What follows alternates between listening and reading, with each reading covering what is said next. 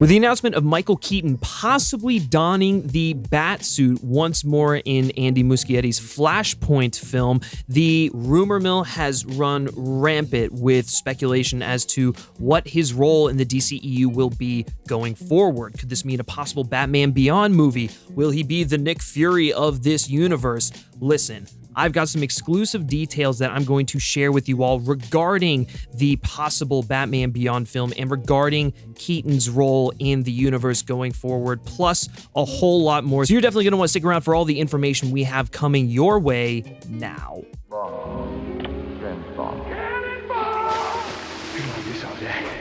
Did you rub my lamp? 1,000 generations living you now. Here we go.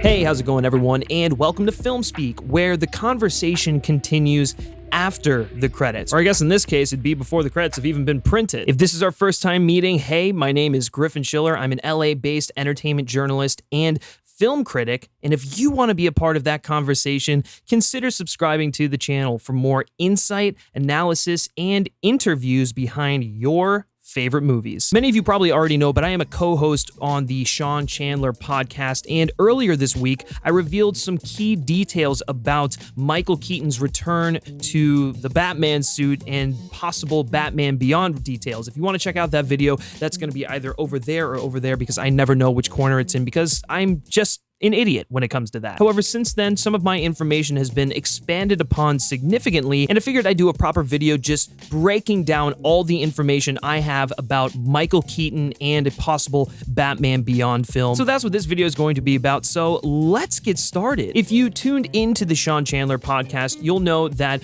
all of this information is coming to me from an incredibly reliable source. In some cases, I've gotten it validated by two separate sources. So while the industry changes and things are in flux and some of this information might not be accurate like a week or two from now, this is what it is as it was given to me, and I trust this particular source because, as I mentioned on the podcast, they revealed to me the third act of Wonder Woman and the Ares reveal a year before that film even came out. And they also told me about the Riddler being the main villain of Matt Reeves' Batman film and a whole bunch of other details, some of the plot details for Ben Affleck's leaked Batman script and all that stuff. Basically what I'm saying is that I trust this individual. They have never let me down when it comes to DC and Warner Brothers information. And so again, if you did not tune into that segment of the podcast, I'm going to break it down and lay it all out here now. So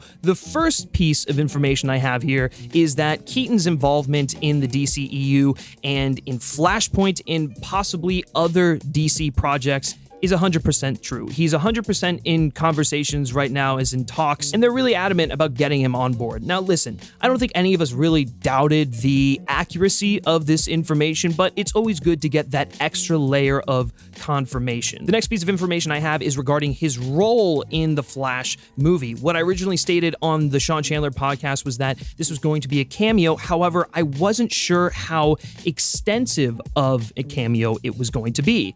I now have a bit more information regarding the size of said cameo. My source tells me that as of right now, the cameo would only be a few minutes long, so we're talking about an extended cameo here, but its purpose would be to plant the seeds for a future Batman Beyond film. So for people speculating as to whether or not Keaton is going to be playing Thomas Wayne or whatever, that's absolutely not true. I can say that Jeffrey Dean Morgan and the character of Thomas Wayne was not mentioned to me, and I don't think is written in the script as is right now, so take that as you will, but Keaton will absolutely be playing Burton versus Batman. And I should also mention that his role is not integral to the central plot of the film, because if the Keaton deal falls through, they don't want their entire movie to be ruined. And so if for whatever reason this deal does not come to fruition, they can simply remove that part of the Flashpoint story and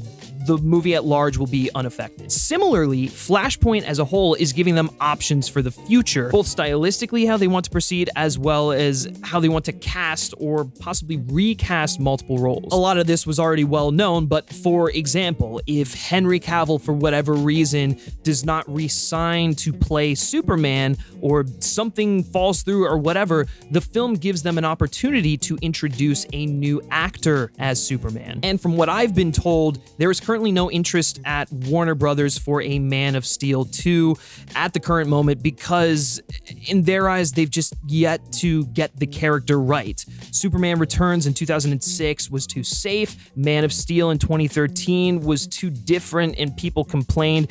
And so we're left in this weird state of limbo with what to do with the character of Superman, which is really disheartening because Cavill deserves a fair shake at the character, and I think there is still so much left to explore with him. We've only gotten one movie, well, two if you count BVS, but one solo movie. He needs more exploration. I also mentioned on the podcast that Warner Brothers is eyeing for a 2023 release date for Batman Beyond. Batman Beyond has been on Warner Brothers' mind for years and dating back to as far as 2017 from what I've been told. Like I said, as of right now, the plan is for a 2023 Batman Beyond. However, given the state of the world, this pandemic, and the nature of the industry, that could very well change. But as of this moment, from the information that I have, 2023 is when they are looking to bring this character to the big screen. Now, whether or not it's going to be Terry McGinnis or Batgirl, another thing that I've heard rumors and whispers about, my source tells me that there is currently no script or even a treatment in place because they're still trying to finalize the Keaton deal, which is really dependent upon the next piece of information I'm going to get to. But in regards to Terry McGinnis and or Batgirl, we're not going to know until Keaton signs and they start piecing together the story. But my source was leaning more towards Terry McGinnis, which excites, I'm sure, many of you, and especially this hardcore Batman Beyond fan right now. I want to see Terry McGinnis on the big screen and done right. By the way, let me know who you would cast as Terry McGinnis down in the comments section below. I'd love to hear from you. And then also let me know your thoughts and opinions about any of the information we're talking about throughout the course of this discussion down in the comments section below. All right, moving forward, the last bit that I revealed on the Sean Chandler podcast was that this whole deal is about 80% done, but it's dependent upon one thing, and it was a massive demand from Keaton, and that is that Tim Burton returns to direct Batman Beyond. And this also ties into why there isn't a script or treatment currently in place. The goal is to get Burton in there and let him do his thing. Now, there's no word yet on whether or not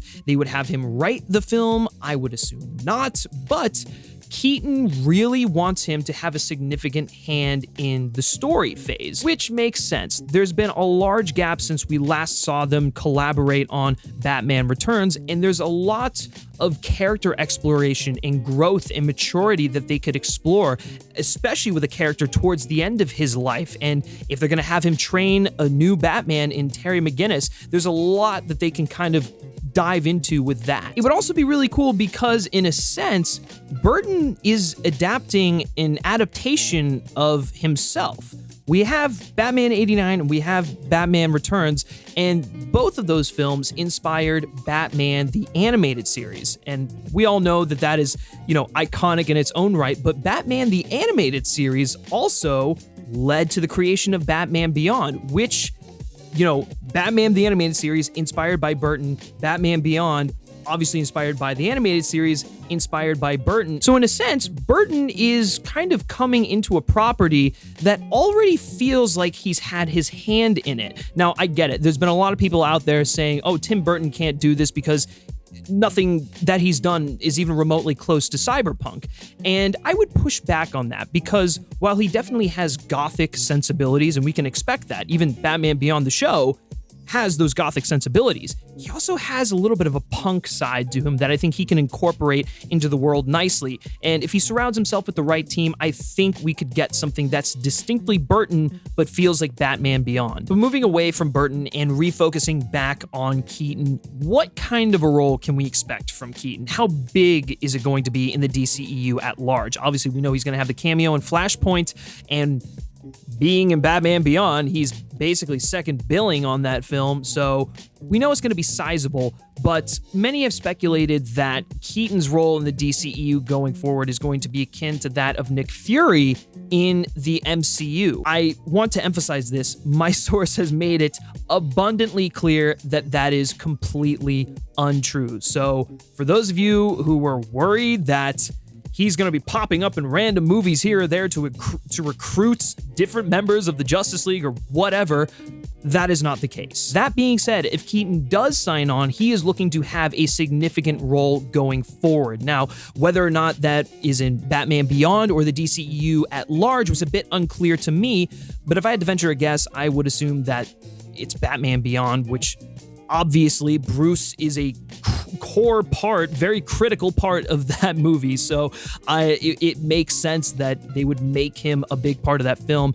And even the DCEU going forward, I can see Keaton wanting, to do the character justice, to make sure he's not shortchanged. So to me, it makes sense why that is a big part of this for him. Now, this led to a little bit of speculation. So let me preface this by saying that some of the information that we're going to get to next is more along the lines of an educated guess based off of information they have, based off of information that has been relayed to me. And so none of the stuff that I'm going to cover here next is confirmed, but I'm not pulling it out of thin air. I do have information that would make me think this way. So this information talking about Keaton's role in Batman Beyond and such in the DCEU, this led to my source basically speculating that we would see an aging Batman, Bruce Wayne on the edge of retirement, akin to that of The Dark Knight Returns, a little bit of Kingdom Come, and that would be specifically in Flashpoint, which leads to the next piece of information that I have. It was recently confirmed by The Hollywood Reporter that Keaton will in fact don the Batsuit in Flashpoint, and